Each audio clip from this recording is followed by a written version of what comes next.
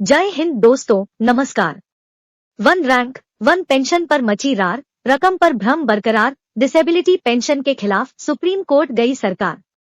Colonel Rohit Chaudhary के मुताबिक UPA सरकार द्वारा पास की गई one rank one pension scheme एवं पुरानी डिसेबिलिटी पेंशन को लागू करने और पूर्व सैनिकों के इलाज के लिए मेडिकल स्कीम के 6,000 करोड़ रुपए अविलंब जारी किए जाएं। कांग्रेस की एक ही मांग one rank one pension scheme है, जिसे यूपीए सरकार ने दोनों सदनों में पास किया था। चुनाव नजदीक है और लोकसभा चुनाव से पहले कांग्रेस पार्टी राष्ट्रीय अध्यक्ष कर्नल रोहित चौधरी ने वन रैंक वन पेंशन और पुरानी डिसेबिलिटी पेंशन को लेकर बड़ा खुलासा किया है।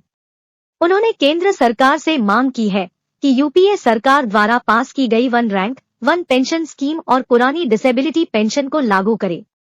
पूर्व सैनिकों के इलाज के लिए मेडिकल स्कीम के 6,000 करोड़ रुपए जारी किए जाएं।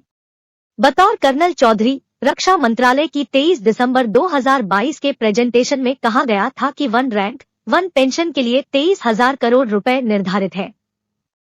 अक्टूबर 2023 में राजस्थान चुनाव के दौरान झुंझुनू की रैली में प्रधानमंत्री नरेंद्र मोदी ने बताया कि 70,000 करोड़ रुपए दिए जा चुके हैं। कुछ दिन पहले हरियाणा के रेवाड़ी में हुई एक रैली के दौरान प्रधानमंत्री नरेंद्र मोदी ने कहा, वन रैंक वन पेंशन के लिए 1 लाख करोड़ रुपए से ज्यादा रकम दी जा चुकी है। मेडिकल स्कीम के 6,000 करोड़ रुपए बकाया। कांग्रेस के पूर्व सैनिक विभाग के राष्ट्रीय अध्यक्ष द्वारा सैनिकों और पूर्व सैनिकों के समर्थन में मोदी सरकार के समक्ष कई मांगे रखी गई है। कर्नल रोहित चौधरी के मुताबिक यूपीए सरकार द्वारा पास की गई one rank one pension scheme एवं पुरानी डिसेबिलिटी पेंशन को लागू करने और पूर्व सैनिकों के इलाज के लिए मेडिकल स्कीम के 6,000 करोड़ रुपए अविलंब जारी किए जाएं।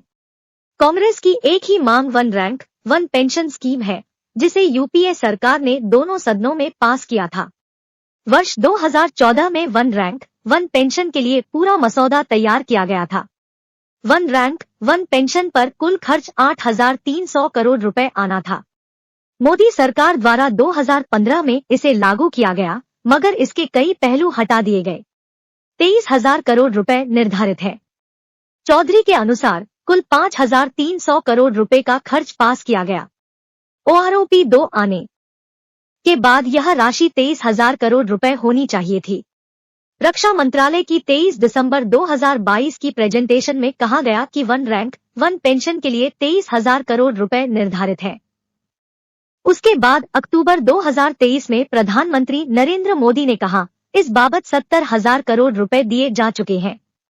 पिछले दिनों रेवाड़ी में प्रधानमंत्री ने कहा, 1 लाख करोड़ से ज्यादा की राशि जारी की जा चुकी है। दूसरी तरफ रोहित चौधरी कहते हैं कि अभी तक कुल 23,000 करोड़ रुपए ही दिए गए हैं। इस संबंध में प्रधानमंत्री मोदी देश के सामने झूठ बोलना बंद करें।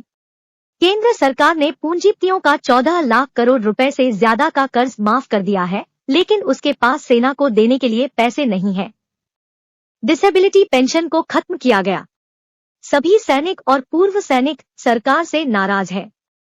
मोदी सरकार ने ओआरओपी 1 के बाद ओआरओपी 2 के अंदर विसंगतियां पैदा कर दी हैं।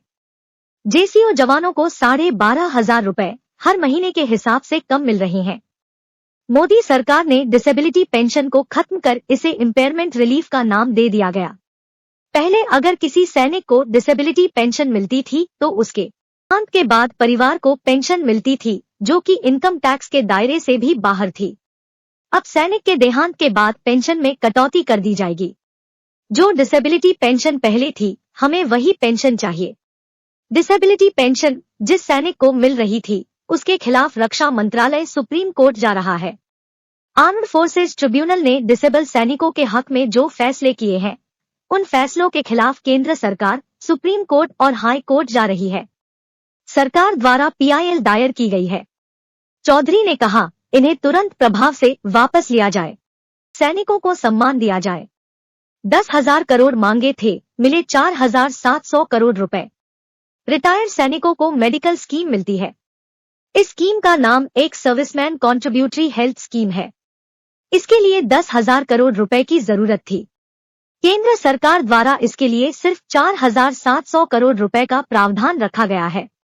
सेनाओं ने 10,000 करोड़ रुपए मांगे थे, मगर सिर्फ 4,700 करोड़ रुपए दिए गए। अस्पतालों के 6,000 करोड़ रुपए के बिल लंबित हैं। पूर्व सैनिक जब अस्पताल में जाते हैं तो उन्हें वापस भेज दिया जाता है। वहां पर कहा जाता है कि अभी सरकार ने पैसे नहीं दिए हैं।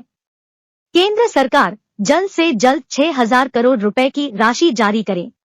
इस प्रकार एक बार फिर आवाज उठाई गई है। आपकी इसके बारे में क्या राय है? कमेंट करें और समर्थन में वीडियो शेयर करें। जय हिंद।